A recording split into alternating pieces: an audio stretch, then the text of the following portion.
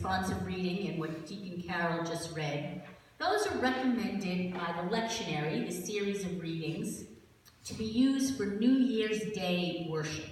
I'm a little bit early, but I figured we're close enough, and I thought the readings were relevant, both in connection to Christmas as we consider the one born anew to us, and as we enter into a new year and consider the cycles of the year, the cycles of church, the cycles of our faith.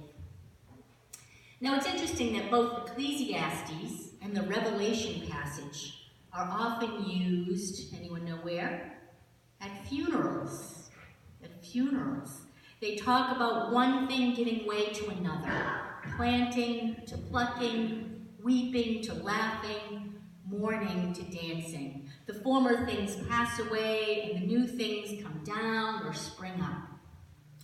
I wonder what it would be like if our New Year's Eve parties were considered a funeral for the year just gone by, where we remember the glory of the past year and its challenges.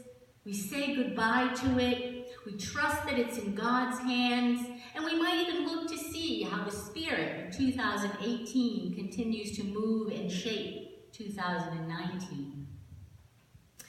Now, it wasn't easy for me to reconcile these two passages in a clear message for a sermon.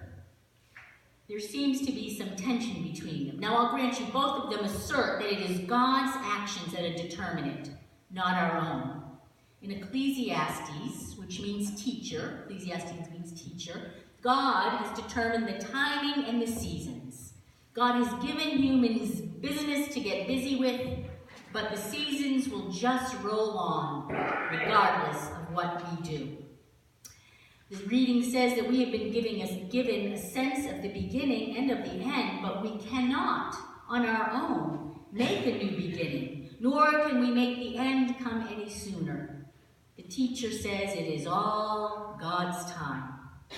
And the teacher says, so, well then, we might as well eat and drink and take pleasure in our toil. Live in the day seems to be the message.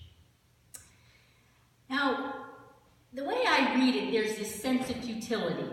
We're just going on, being busy with the busyness God gave us to do, and we can't really affect anything.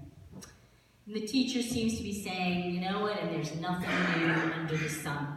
Something comes, it goes, it comes, it goes. And in fact, he uses those very words in chapter 1, verse 9.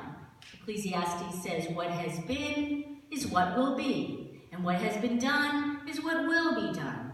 There is nothing new under the sun. Revelation, on the other hand, is all about the new thing that God is doing. Not only a new earth, but a new heaven. Come down to us from God, resplendent, like someone about to get married, ready to meet their beloved. It talks about a new heaven on earth, where death and mourning and crying and pain are no more. A new heaven on earth, where God dwells with us. Has anyone read the book of Revelation? Spent much time with it? I haven't, because every time I start, I get so turned off. It's a crazy book. It's a book of extremes. There's some beautiful poetry, hymns inspired by the Psalms, but a lot of it is this gruesome language of plagues and warfare and bloodshed. There's a lot of dualistic language, good and evil, the beast and the lamb, and so forth. This reading today is the second to last chapter, and it has this vision of the New Jerusalem, and it follows a chapter where Satan has been defeated and there's a last judgment day. And the dualistic language continues right after this beautiful, lovely passage about the New Jerusalem coming down. In verse 8, it goes on to promise a second death in a lake of fire for all those people who are cowardly or faithless or sorcerers and so on and so forth. So it's still a little difficult book in my view. But you see my dilemma with these two passages. Teacher says there's nothing new under the sun, and Revelation has all things made new. Former things passed away. It says even the sea is no more.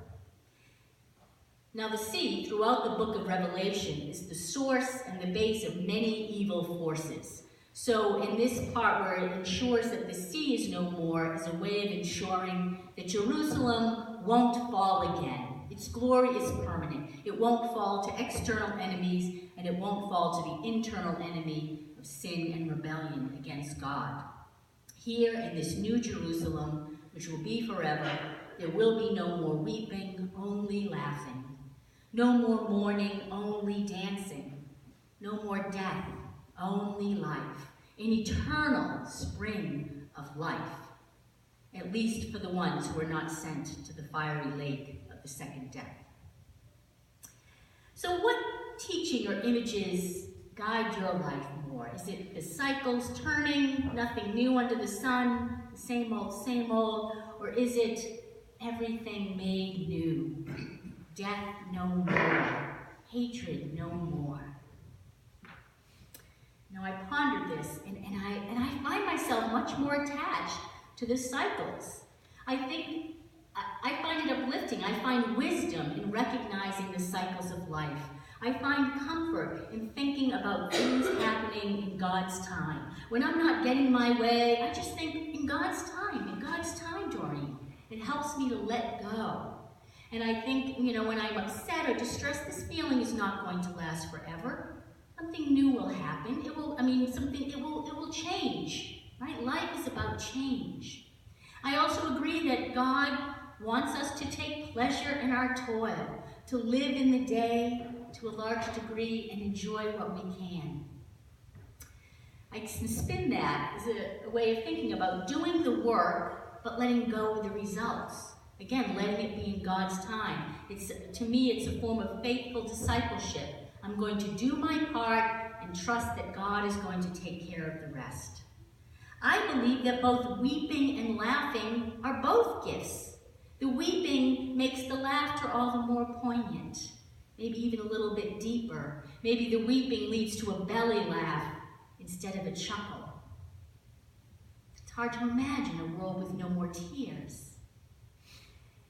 Now, I don't think it's just a wheel turning. Here comes this experience, and then the next, and back to the first, same as it was the first time around.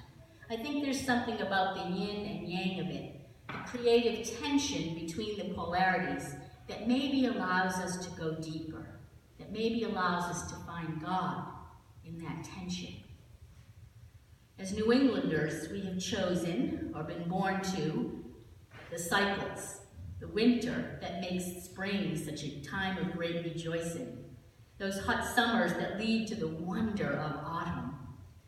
I remember when my sister moved to Southern California, where it was sunny all the time, and the temperatures were always mild.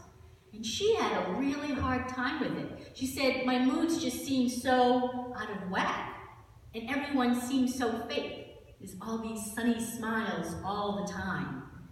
When she came back east to visit, she appreciated as never before the cloudy, rainy days, the chill that made her have to bundle up. She loved the sparkling glint of the new fallen snow. She wanted more variety than the endless sun. But I wonder if instead of the endless turning wheel that Ecclesiastes implies, perhaps it is more a spiral. Something that penetrates rather than staying on the surface, leading us deeper into an experience or to ascend upward from it. And maybe, just maybe, this is how all things are made new, by going deeper or ascending up. Now, I was captivated by this statement in Revelation, where the one on the throne says, "It is finished. I am the Alpha and Omega. I am the beginning and the end." To me, the one on the throne is God, and God says, I am the all in all.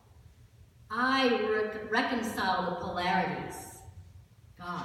God uses the tension of the polarities for creativity. God contains everything. God blesses everything, all the experiences.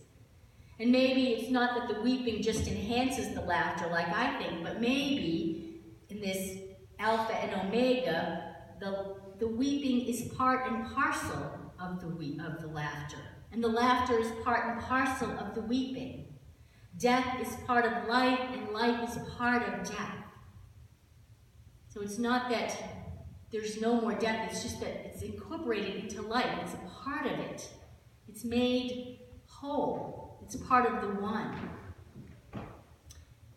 It's a hard meaning to try to explain. I think it's a mystical one and not a practical one. Not one we can grasp as easily. Because really, if you think about it, if there was no more death, I just can't even wrap my head around it. Because again, the idea of letting go of one thing to make way for another, right? The leaves die and fall and become nutrients for the new leaves that spring up. There's something about recreating that death is more a part of life than just an end. We think of death as an end. Maybe that's what happens in the New Jerusalem, is we recognize that death is not the end, that death is a part of life. One thing that passes away, maybe, is the cynicism and the resignation implied by Ecclesiastes. Sure, we can eat and drink and be merry today, but we can also train our eyes to look for where and how God is working to make all things new. We can open our eyes and our hearts to look and see where God is making us new. It often seems the case, as we struggle through this life, that newness is not always welcome. I do like the new clothes, but there's other things I'm not so thrilled about to be new. We often prefer the old and the familiar and the comfortable. If it's a new idea, we have to stretch ourselves to try to understand it. It's a new way of, a new computer program or something. We have to adapt. We have to change the way we do things. Newness can be hard. We think about, again, back to that baby born anew to us, the Christ child we celebrate. In Italian, the term for to give birth is dare alla luce. Dare alla luce. And what it translates to is to give to the light. The baby comes out of the dark warmth of the womb and into the light of the world. And how does it respond? It cries. It cries. And sometimes if it's not crying right away, it gets a little help to cry. We want it to cry, right? Because it clears the lungs and it gets the lungs working. The crying helps prepare it for this light, for this new world. And what else happens? A lot of times they have to clean the eyes. Clear the eyes so that the baby can see.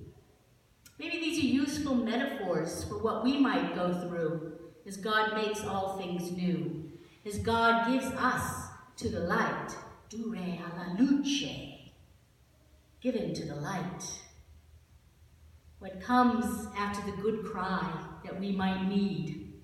We might need, when faced with something new, to have a good cry, to clear our lungs, to help us find our voice.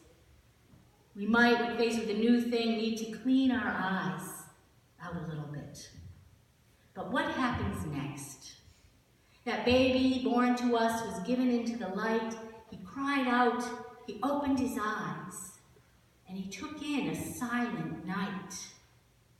Did he know then all that potential that was within him?